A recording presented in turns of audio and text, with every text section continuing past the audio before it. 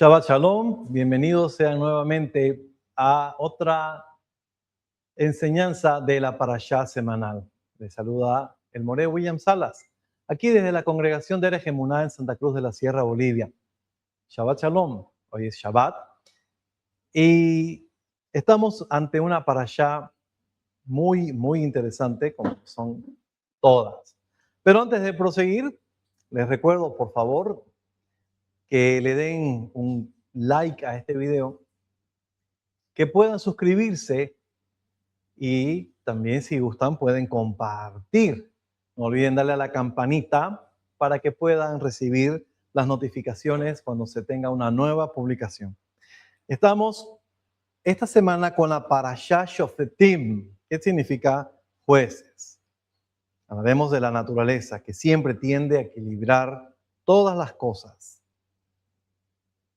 Antes de entrar al estudio, hacemos la verajá correspondiente.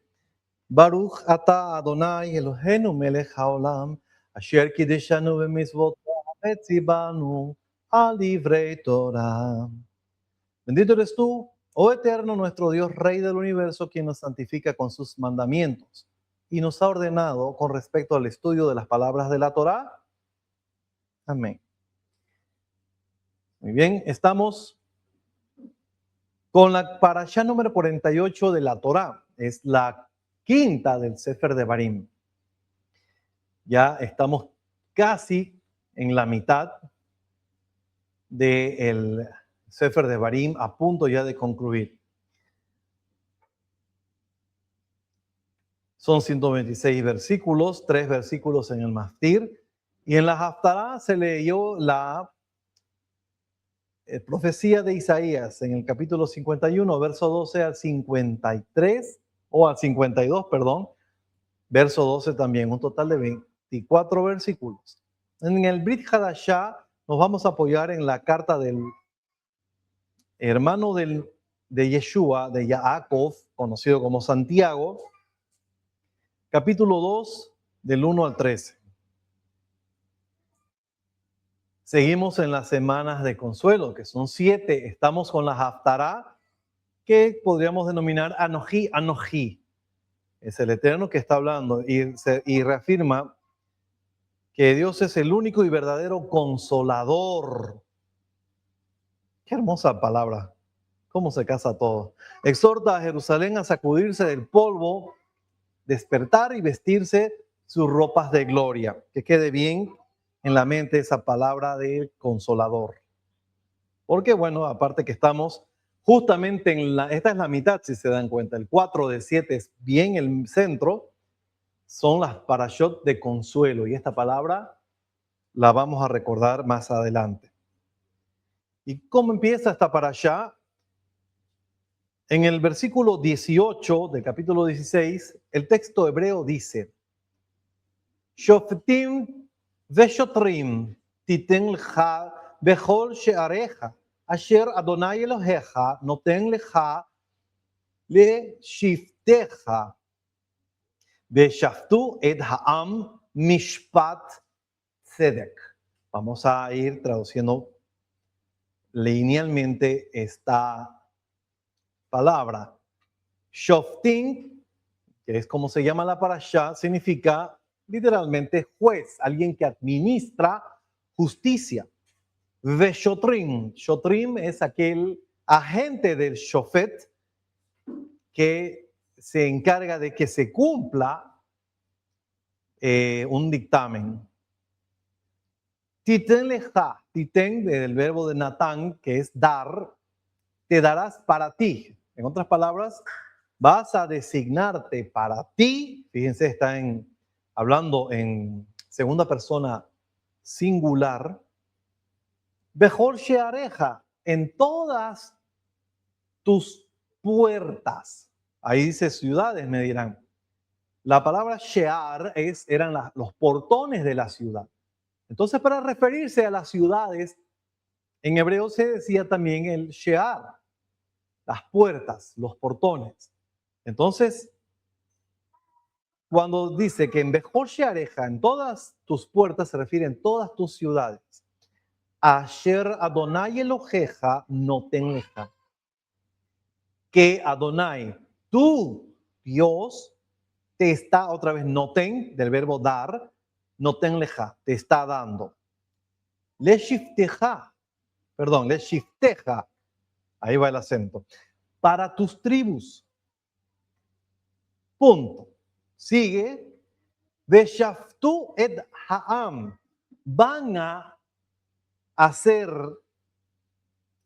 la actividad de ser shofet, de administrar justicia al pueblo, o van a juzgar et ha'am, a el pueblo, un mishpat tzedek. Estas dos palabras son muy importantes y vamos a comprenderlas el día de hoy. ¿Qué es un mishpat? Se tradujo aquí como un juicio y tzedek es algo justo. Esta parashá tiene 41 mandamientos. Creo que uno más que el anterior que tenía 40, ¿no? Tienen muchísimos mandamientos, 14 positivos y 27 negativos. Que sea positivo no significa que y los otros bu. Negativo es que harás esto y negativo es no harás esto. Porque, por ejemplo, el primer precepto que está en el primer versículo, debes nombrar jueces y oficiales en cada comunidad judía. Es un mandamiento positivo. Se tiene que hacer. Y en el mandamiento número 505 de los 613, hay una prohibición de plantar árboles en el área del santuario. No se puede, pero y peor si es para hacer idolatría. Ahí, como pueden ver, tenemos unos 15. Hablo acerca de las ciudades de refugio, etcétera, etcétera. Vamos a verlo más adelante en el resumen.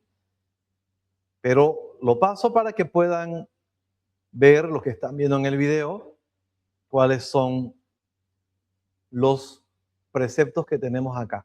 Esto de acuerdo al Sefer HaHinuch, que es una ordenación que hay, porque hay algunos que tienen otro orden, pero igual llegan a los 613. Muy bien. ¿Cuál es el resumen de la Parashá Re? Vamos a ver los puntos claves. Primeramente, el sistema de justicia. Jueces locales. Ordena establecer tribunales y oficiales en cada ciudad.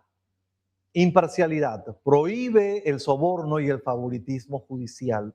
2 testigos. Exige un mínimo de 2 testigos. Dice 2 o 3, pero no significa que no pueda haber más, para aplicar la pena capital. No se puede aplicar la pena de muerte con el testimonio de una sola persona. La Corte Suprema, que se denomina también Sanhedrin, establece un tribunal central para casos que son muy difíciles. En Jerusalén teníamos el Sanhedrin, que tenía 71 miembros para los casos más difíciles, pero había un Sanhedrin, o un concilio, también lo llaman o lo vierten muchas traducciones, eran menores para ver temas un poquito más fáciles de llevar. A Yeshua no lo juzgó un Sanhedrin, el Sanhedrin pleno, que debería haberlo hecho porque era un tema difícil. Líderes y autoridades. Están las leyes del rey, que permiten designar a un rey en caso de que quieran Israel pedir un rey, aunque siempre el Eterno les dice, mejor si no sucede esto, pero si quisieran, se les va a permitir. Y cuando suceda, hay restricciones. No tiene que ser acumular mucha riqueza, no tiene que querer llenarse de caballos para que vuelva a descender a Egipto. Hay una prohibición de que no se podía volver a Egipto, y tampoco podía llenarse de esposas. El rey debe escribir un Sefer Torah antes de asumir el reino. Y qué curioso que algunos dicen que ya la Torah ya no está vigente, Y el rey de Israel, el último y definitivo, aún no se ha sentado sobre su trono. Y todavía esta mitzvah no la ha cumplido. Ahora muchos dirán, no, pero ya le estableció una nueva Torah, etcétera, etcétera. No, está clara la mitzvah. El rey tiene que, antes de sentarse, escribir un rollo de la Torah y lo tiene que estudiar todos los días. Ustedes sabían que la prescripción del estudio diario de la Torah es algo completamente reciente. Hay una segulá. ¿Qué es una segulá? Es como algo que te trae algo bueno, como un amuleto. Pero la segulá en hebreo son generalmente acciones. Dice que si estudias la aliyá en su día, vas a tener ciertas bendiciones.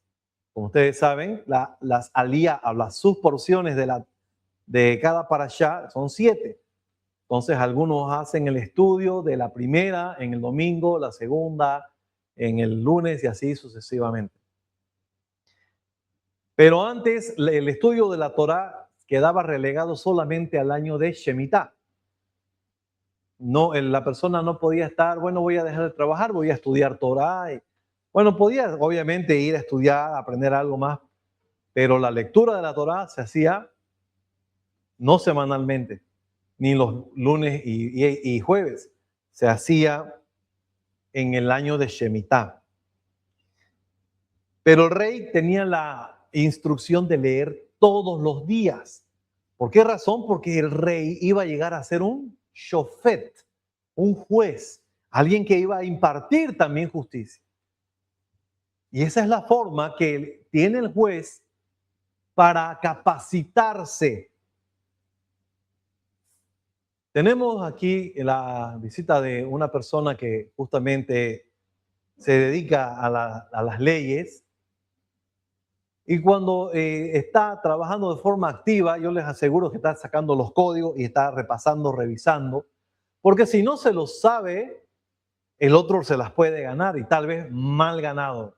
El juez o el que imparte y administra justicia lo debe conocer bien. Por eso el rey tenía esa obligación, al igual que un sacerdote, conocer la Torá de clean a cola. Los sacerdotes y levitas definen su sustento a través de las ofrendas, ya que ellos no heredan tierras.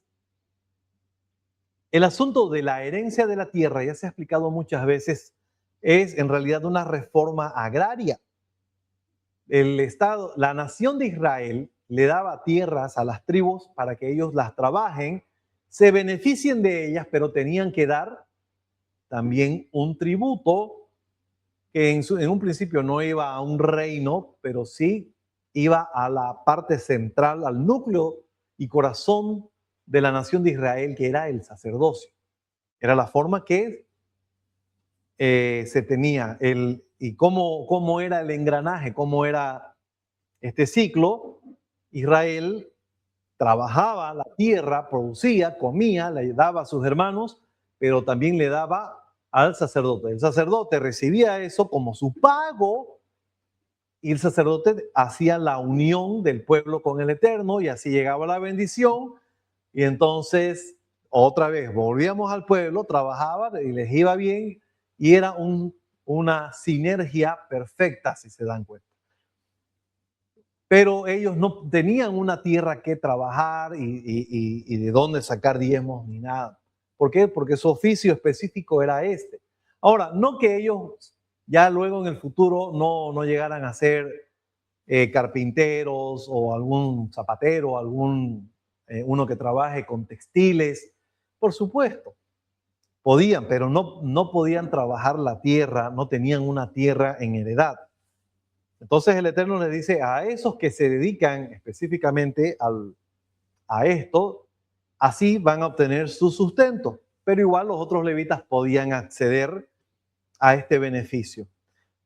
Profetas, advierte contra la brujería, el ocultismo. promete enviar profetas verdaderos y enseña cómo identificar a los falsos. Y aquí es donde se tiene la gran profecía de Moshe acerca de que iba a venir un profeta igual que él. Aquí tenemos un vistazo de una profecía mesiánica. Él está hablando del Mashiach, porque vinieron muchos profetas, pero ninguno como él que hablaba panim el panim. ¿Qué significa? Cara a cara. ¿Qué significa cara a cara? ¿Dios tiene cara? No. Nadie puede ver a Dios, nadie sabe cómo es Dios. El que lo ve, muere. Panim el panim significa que el Eterno intimaba con Moshe. O sea, les decía las cosas como eran y Moshe lo entendía. En cambio, a otros profetas les ha hablado por visiones, por sueños. Con Moshe era, vení, vamos a hablar cara a cara. Muy distinto, ¿cierto? Con el Mashiach sería de similar manera. Por eso Yeshua dice, yo hablo, les digo todo lo que he escuchado de mi Padre. Porque también hablaba panim el panim con Hashem. Otro tema que tenemos son las ciudades de refugio. Ya varias veces se han mencionado que son estas ciudades de refugio. Las ciudades de refugio le servían a la persona que hubo cometido un crimen, un asesinato, pero fue involuntario. Entonces el Eterno le daba la opción a que esta persona sobreviva. ¿Por qué razón? Y eso lo vamos a ver al final. ¿Cómo se llamaba el título de esta enseñanza? Hablaba de que el universo siempre está en equilibrio, siempre busca el equilibrio. Y cuando uno ha cometido un crimen, ha metido un desbalance en el universo. Una vida que no debió irse, porque el que dictamina que se va y que una persona debe morir o no es Hashem, no está en nosotros. Y si nosotros provocamos esa partida antes de tiempo, hemos introducido un desequilibrio. ¿Y cuál es la forma de balancear? Yo tengo que morir también, que provoqué esa muerte. Por esa razón es que se permite tener un redentor de la sangre, que era una persona, un pariente cercano al muerto, que iba, lo buscaba al que causó la muerte y lo mataba, y era sin culpa. No podían juzgar al redentor. ¿Por qué? Porque está haciendo algo correcto, está balanceando las cosas. Entonces Hashem dice, ok, si esta persona verdaderamente no fue su intención, puede huir a una de estas ciudades. Y el redentor de la sangre no puede entrar y matarlo, porque lo hace y él va a ser reo de muerte, imagínate. Entonces él tenía que esperar ¿hasta cuándo? Hasta la muerte del sumo sacerdote. Cuando el sumo sacerdote moría, ya el redentor no podía ni en otro lado, ni ahí, peor ahí, ir a vengarse. Ya no se podía. Tenía que fallecer el sumo sacerdote y entonces ya podía salir libre. Leyes de combate, se habla también acerca de las leyes de guerra.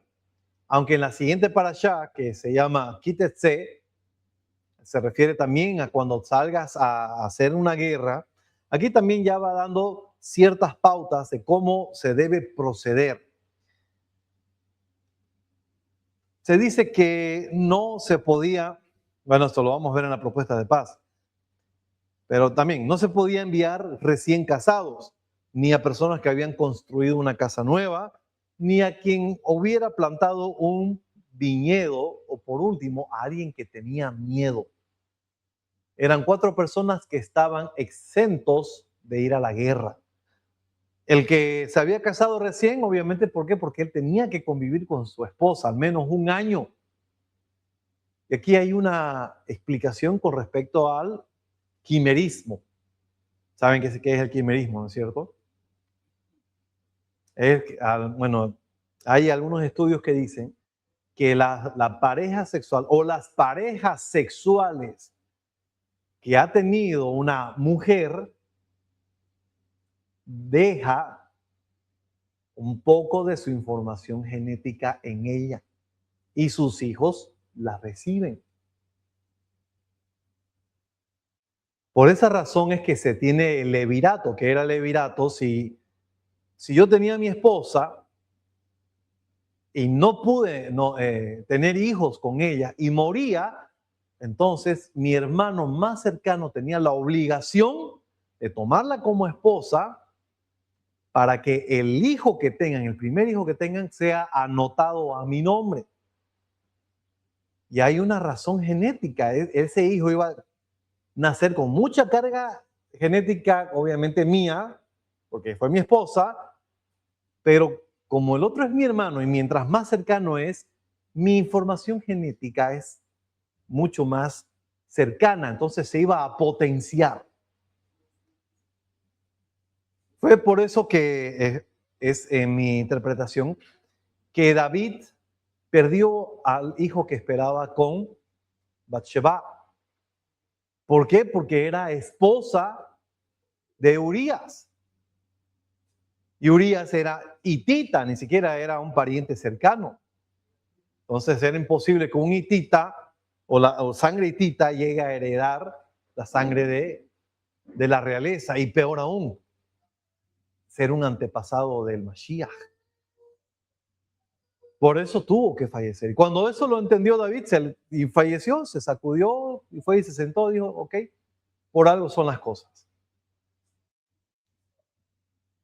Por esa razón, entonces, el que recién se ha casado tenía que estar con su esposa, para que cuando ya le toque ir a la guerra y muriera ahí, entonces por el levirato, su hermano le iba a levantar descendencia a él. Obviamente iba a ser solo el primer hijo, no toditos, ¿no? El primero iba a ser anotado para el hermano. También lo mismo con el que recién construyó una casa. También se le daba un tiempo para que la habite, porque imagínense, construir algo o tener un emprendimiento y luego fallecer es algo muy triste. Yeshua nos recuerda, nos dice que nosotros no sabemos nuestro instante, no podemos andar por ahí diciendo, oh, yo estoy tranquilo, miren lo que he hecho, miren la fortuna que he apelmazado estos años. Necios, ¿no te das cuenta que hoy día Dios puede venir por tu alma? Entonces, todo por lo que te afanaste y por lo que trabajaste, lo va a aprovechar otro. Y eso es un poco triste. Y Yeshua nos aconseja que tratemos de vivir al día. Obviamente no significa que no vamos a desatender del futuro y decir, bueno, Dios proveerá y yo me lo como todo mi sueldo hoy. No, tenemos que pensar obviamente en el futuro, pero no pensando que solamente voy a vivir en el futuro. Yo tengo una vida presente. Lo mismo se aplicaría a aquel que plantó su viñedo, pero en el caso del que tiene miedo, ese definitivamente no. ¿Y por qué razón? Porque el miedo es una fuente de energía negativa. El miedo es contagioso, ¿no es verdad? Entonces ellos no iban a querer que una persona entre con miedo a la guerra. ¿Y qué pasa con el miedo? Pero si Dios está con ellos, es que ese es el detalle. Todo lo que es luz, lo que es positivo, atrae más luz. Te atrae esa Shejinah que te protege. Pero si metes miedo al núcleo del campamento, la Shejinah se va disipando. Y es por eso que dicen, no, al miedoso no me lo traigas. Propuestas de paz. Existe la posibilidad, dice, o exige el ofrecimiento de paz antes de atacar una ciudad. No se refiere a las naciones que tenían que destruir, sino a otras naciones que iban a a atacarlos a ellos, o que necesitaban ellos tal vez ir a entablar una guerra, aunque es muy difícil porque a Israel no se lo mandó a hacer guerra de expansión. Le dice, si hay esa situación que estás en una guerra con una nación que no te toca destruirla, primeramente tienes que pedir la paz, decir, mira, mejor no nos peleemos. Y si quedaban todos en paz, bueno, quedamos como amigos, vecinos y nos vamos a colaborar. Pero si la otra ciudad o el otro pueblo decía no, entonces Israel la atacaba y pagaban un alto precio que era todos quedaban como sus esclavos. No podían destruirlos a todos porque no era la instrucción para las otras naciones. Se prohíbe talar los árboles frutales durante un asedio. Hashem permite que Israel ponga sitio en las ciudades. ¿Qué es poner sitio? Es plantarse, no dejar que nada entre ni salga y que al final la gente por necesidad abra las puertas y diga, ok, ya me rindo. Le dice, ok, puedes usar árboles para usarlos como tal vez caballete, ¿cómo se llama? El ariete para golpear, o puedes usarlos para apuntalar o para hacer estructuras o para hacer alguna hoguera, pero no tienes que talar un árbol frutal. Y esto nos recuerda las palabras de Yohanan, el Bautista, que dice que el árbol que el hacha ya está puesta en el tronco del árbol, porque el árbol que no dé fruto va a ser cortado y echado al fuego. A Hashem le interesa que algo cumpla con su función, que lleve fruto. Y el fruto es un plus que tiene un árbol, por el cual el árbol puede seguir en pie. Porque si el árbol no da fruto, su único uso, aparte de la sombra, es la madera. Entonces, él dice, el Eterno, puedes talar árboles, pero no tienen que ser frutales. Esta parte de aquí, esta mitzvah, es muy interesante, es muy, ¿cuál es la palabra? Polémica, porque la usan los judíos contra los antimisioneros, contra los que van a predicarles el Evangelio y de Jesús. Y dicen, Yeshua no puede ser el Mashiach porque aquí hay una prueba de que no cumplió esta misma con la higuera. ¿Se acuerdan? En el pasaje de la higuera, iban saliendo de Jerusalén, le dio hambre, se acercó a la higuera, que no era incluso ni siquiera su tiempo, y dice, no se dará más fruto de ti. Y al otro día, cuando pasaron de nuevo por ahí, la higuera se había secado. Entonces, para el judío eso es una violación de la misma. ¿Cuál es la respuesta? Bueno, para empezar, Yeshua no lo taló. La higuera está ahí. Pero Yeshua simplemente no es que le haya lanzado una maldición y la higuera se pudrió. Simplemente que como no da fruto, como no sirve, le dijo una pequeña verdad. Le dijo, no se va a dar nunca de ti. Porque debiste dar fruto este tiempo y como no diste, no vas a dar más. Pero sabemos que al final hay un detalle, la higuera va a volver a reverdecer. Porque esa es una palabra profética para Israel. Porque la higuera es Israel. Es un pequeño midrash. Ya saben que es un midrash, ¿no? Un midrash es una pequeña enseñanza que hasta puede ser que no haya pasado en realidad, pero que se dice para poder sacar una enseñanza de ello. Tal vez no pasó así, pero fue registrado así porque quiere establecerse un midrash. ¿Y cuál es ese midrash? Yeshua vino a la higuera, esto es Israel. No era tal vez el tiempo de que dé fruto, pero no encontró fruto. Entonces le dice, no vas a dar más fruto. A veces ese más no significa nunca jamás, sino por un buen tiempo. Pero finalmente Yeshua, un día después, dice, de la higuera aprended esta parábola. Cuando sus hojas ya están reverdeciendo, es porque el verano ya se acerca. Cuando Yeshua maldijo la higuera, ¿en qué época se encontraba? En la primavera. Fue poco antes de su crucifixión, en el mes de Nisan, que es entre marzo y abril. Entonces, él dice, el verano, la higuera va a volver a dar sus brotes. Va a volver a reverdecer. La palabra para verano es kaitz en hebreo, que se escribe de igual forma que la palabra para fin, el ketz. Avancemos.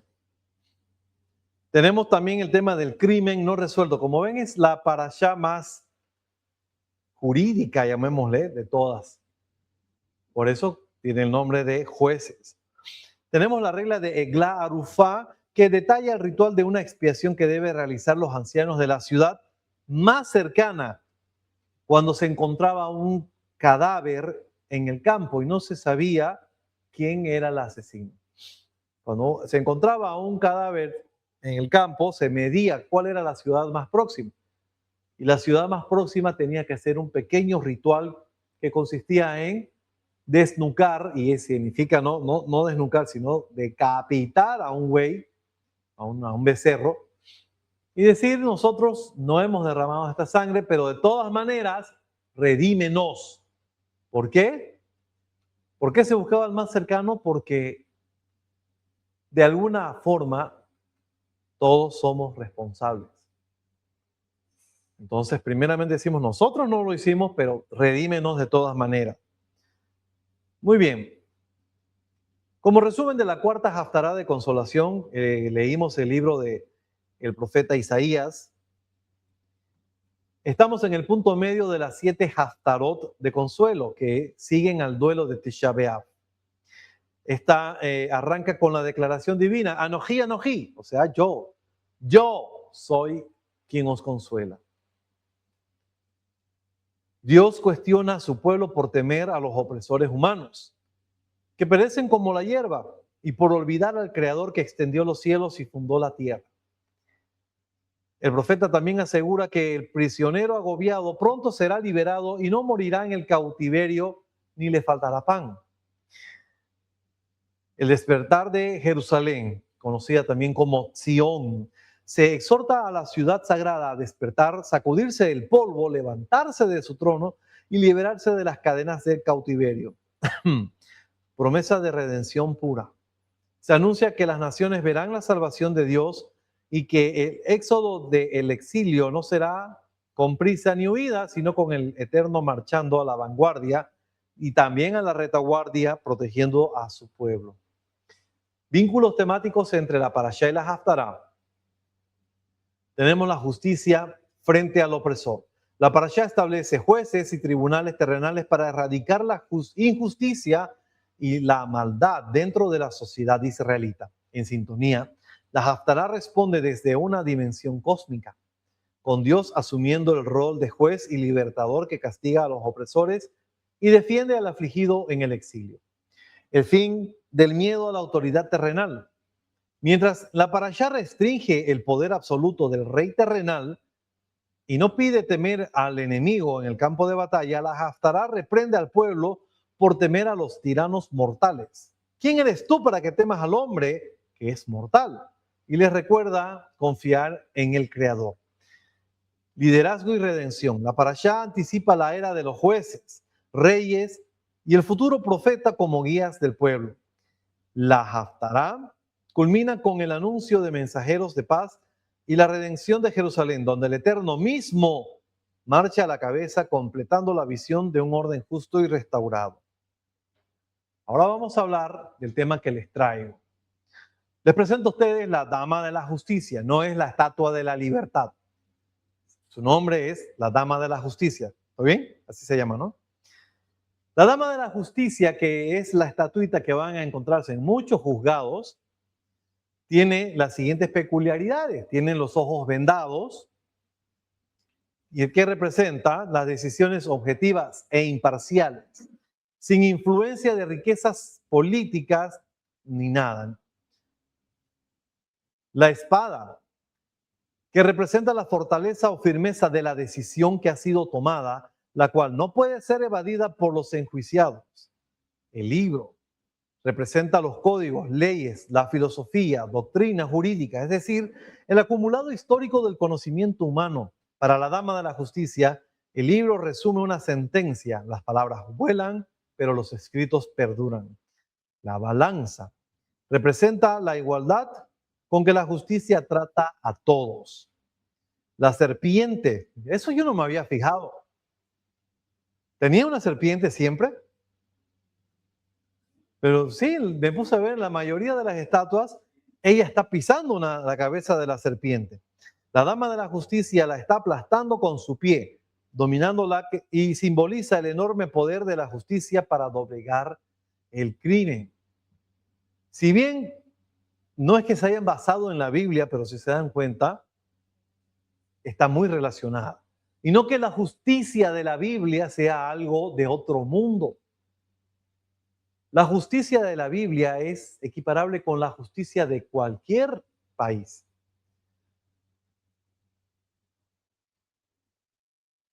Pero, ¿y qué es la justicia?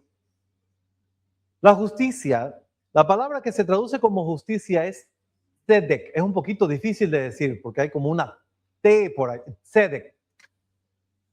Tzedek, así se escribe. Con Zain, Dalet y Kof. Viene de la misma raíz que la palabra tzedaká, que a menudo se traduce mal como dar caridad, como dar una limosna. Pero en realidad significa cumplir con un acto de justicia y un deber ético para el prójimo. ¿Y cuál es la orden central en esta parashá? Está bien al principio en el versículo 20. En esta parashá, Moshe nos instruye Tzedek, Tzedek Tirdof, que significa justicia, justicia perseguirás. La duplicación es algo más que un énfasis. Sí, es verdaderamente un énfasis. Hashem, o Moshe, mejor dicho, que es quien está hablando, pone mucho énfasis que se tiene que obrar con tzedek. Pero también la duplicación tiene una explicación, dicen los sabios. Y es que la primera tzedek se aplica a ti. Primeramente debes equilibrar todas tus cosas, balancear tus actos. Y luego recién el del resto, conforme a lo que el mismo Yeshua dijo.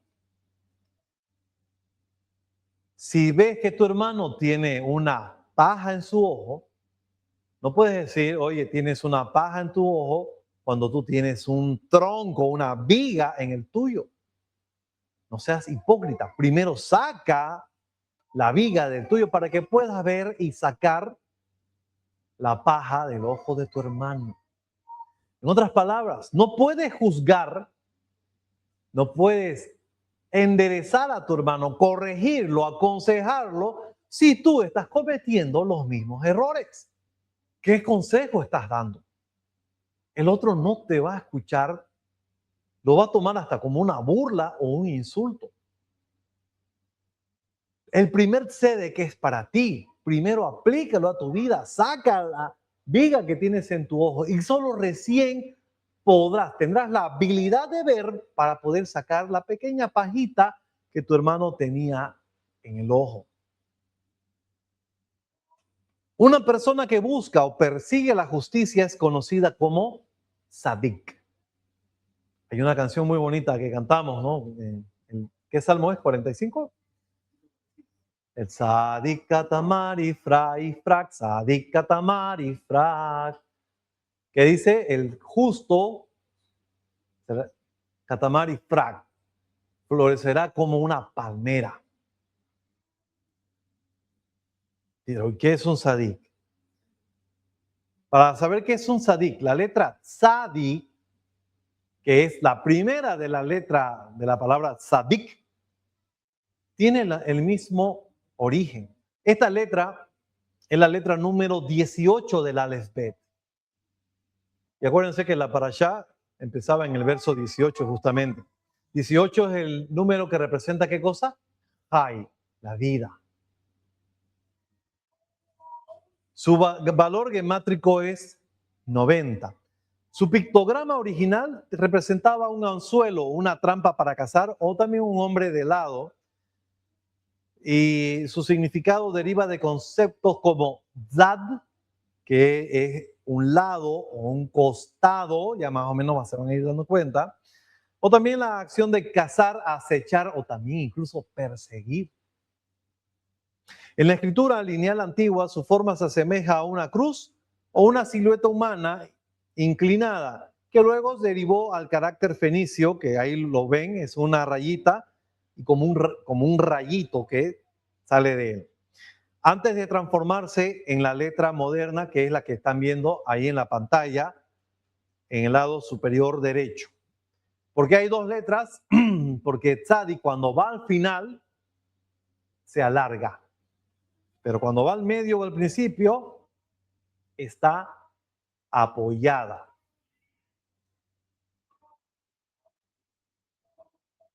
Es la última diapositiva y aquí me voy a extender. El balance. Fíjense qué forma tiene la letra tzadi. La de una balanza. ¿Por qué?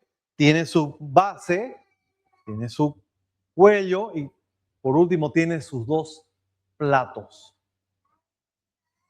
Y es de lo que hemos estado hablando mayormente en esta parasha. Todo el universo, algo que yo como amante de la física, he llegado a la conclusión de que todo el universo siempre busca el equilibrio, balancearse. Gracias. Cuando hay un desequilibrio, fuerzas actúan para que todo vuelva a equilibrarse. Cuando tenemos, por ejemplo, un rayo, ¿qué es un rayo? Cuando una nube va frotando, otra nube va perdiendo electrones y la otra va ganando. Quedan desequilibradas. Entonces, a veces, cuando el medio lo permite y hay humedad en el ambiente, se forma el camino y luego hay la emigración nuevamente de electrones desde la nube que tiene más a la nube que tiene menos. A veces sucede hacia la Tierra. ¿No es cierto? Porque la Tierra es el gran negativo. Entonces, toda la existencia se basa en el equilibrio. También me encanta la química. Era la materia que menos me gustaba, pero sí me encanta. Toda sustancia existe. ¿Por qué razón? Porque los átomos se pueden unir con la condición de que todas las cargas que se tengan, positivas y negativas, estén balanceadas. Cuando las cargas están balanceadas, entonces la sustancia puede existir. Y si le falta, si le llegara a faltar un poco de carga, se forma lo que se conoce como un ión. Y ya ese ión va buscando rápidamente con quién balancearse.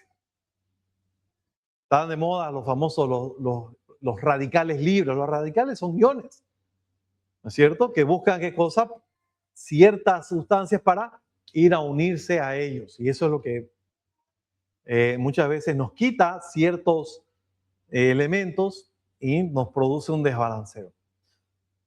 Todo lo que nos sucede, especialmente a veces lo malo, es porque ha habido un desbalance espiritual. Cuando te va mal, dicen, es la ley de la consecuencia, acción y reacción, pero es que todo es lo mismo. Todo va en realidad ¿a qué? Al equilibrio, al balance de las cosas. Si robaste, tienes que devolver. ¿Para qué? Para restaurar el equilibrio. Y si no lo haces, te meto preso, te voy a quitar la libertad. Pero tiene que haber una forma de equilibrar las cosas.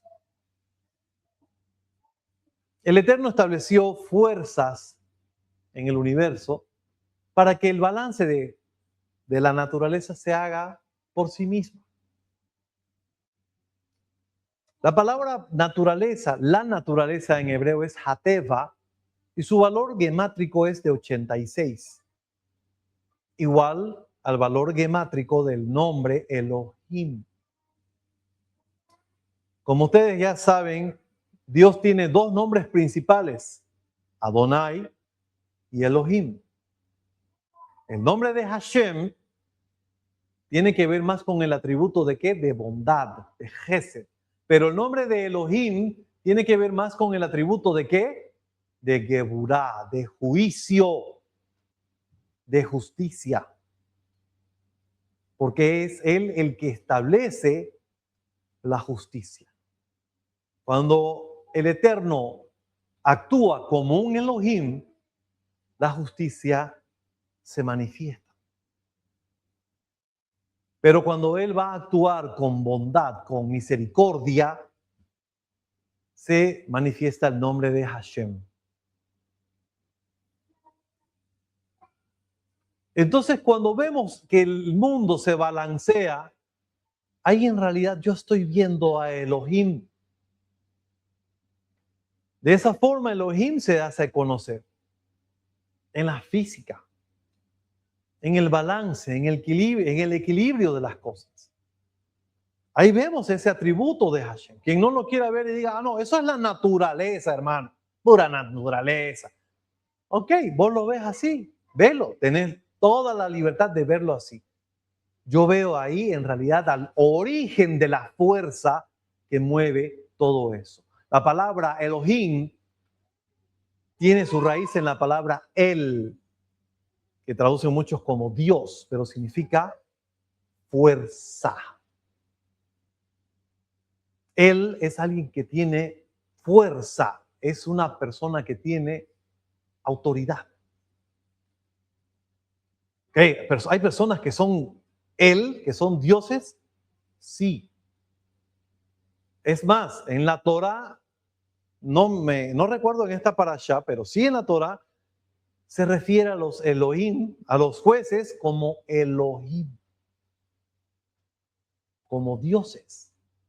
¿Pero y por qué? Porque ellos tienen el poder y la autoridad ¿de qué? De establecer balance. Por ello, el ser humano es una forma de Elohim. No es un Dios, no es Dios, pero es alguien que tiene autoridad. ¿Por qué? Porque fuimos creados Betselem Elohim, a la imagen de un Elohim, que es el Elohim supremo en realidad, el único. Pero también tenemos ese poder de balancear las cosas. Y eso, el tener esa cualidad de saber balancear, eso es lo que significa en realidad ser un shofet. Eso es lo que te hace un juez, que tienes la facultad de establecer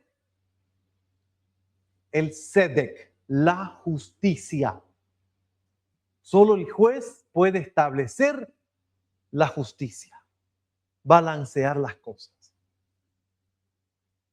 ¿Todos podemos ser jueces? Sí, pero desgraciadamente muy pocos desarrollamos esa habilidad y necesitamos de alguien más capacitado para ir a consultar y decir, mira, hay esta situación, yo le presté a no le di interés y ahora él me está cobrando interés, no quedamos en interés, el otro va a escuchar y ¿qué va a hacer?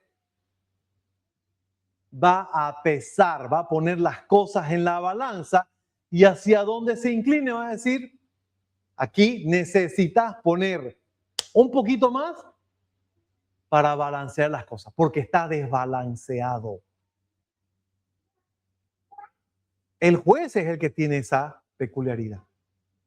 Por esa razón, ¿a quién eran los primeros que eran designados jueces?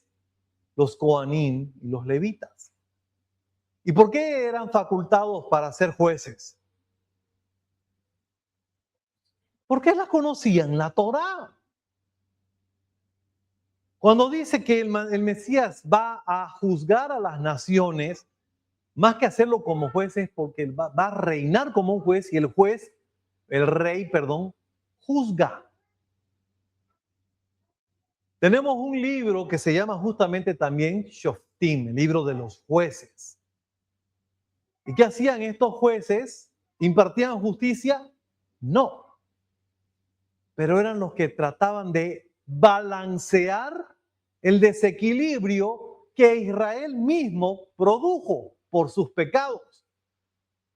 Pecaba uno, plus se desbalanceaba, aparecía Otoniel, se equilibraba. Otra vez, plum, se iban por otro lado, apareció Débora.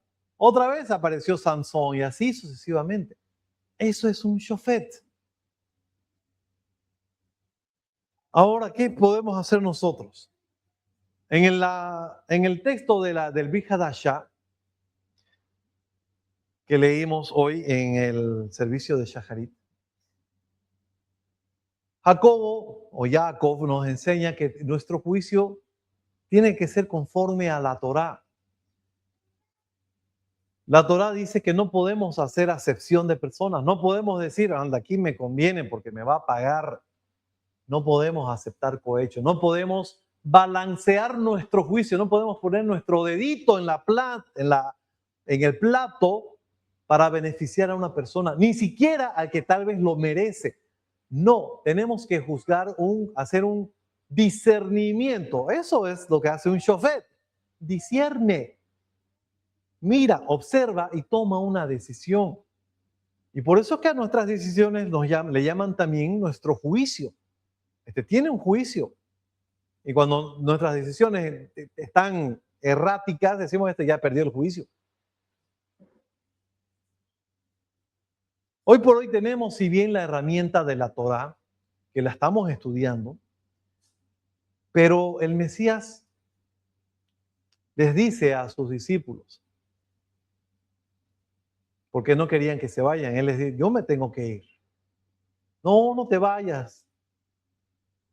¿Saben qué? Les conviene que me vaya. Porque cuando yo me vaya, les voy a enviar otro, ¿qué cosa? ¿Y se acuerdan cuál era la palabra clave de la haftará de esta semana? El consuelo. El que consuela es el Eterno. Él proporcionó otro consolador. ¿Y cuál iba a ser el oficio de este consolador? Él les convencerá de pecado, de justicia y de juicio. Es el Ruach el que nos enseña el Mishpat, o sea, hacer shofet, y el tzedek, para que nuestra acción de ser shofet esté a la medida.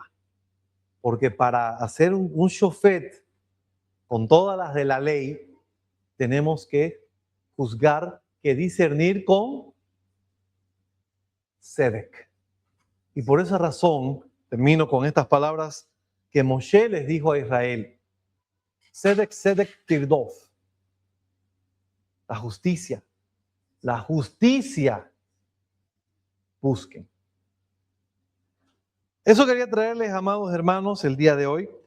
Espero que les haya agradado el tema. Hay muchos otros temas en esta parashá, pero no nos alcanza el tiempo. Con nosotros será hasta la siguiente semana, si Hashem así lo permite, en la entrega de la parashá semanal. No se olviden darle a like a este video, suscribirse, compartir y, ¿qué más? Darle a la campanita, plin plin. Con nosotros, nuevamente les digo, esperamos que Hashem permita que podamos reunirnos nuevamente aquí la semana que viene. Seguimos en las semanas de consolación, esperando llegar sin culpa, sin ninguna mancha, sin ningún pecado, hasta nuestro juicio, que empieza muy pronto en Rosh Hashanah, este 12 de septiembre. Se despide de ustedes el Moré William Salas, aquí de la congregación de Derech Emuná en Santa Cruz de la Sierra, Bolivia, deseando que tengan una semana muy bendecida. Shabbat Shalom, Shabbat Tov y Kol Tuv.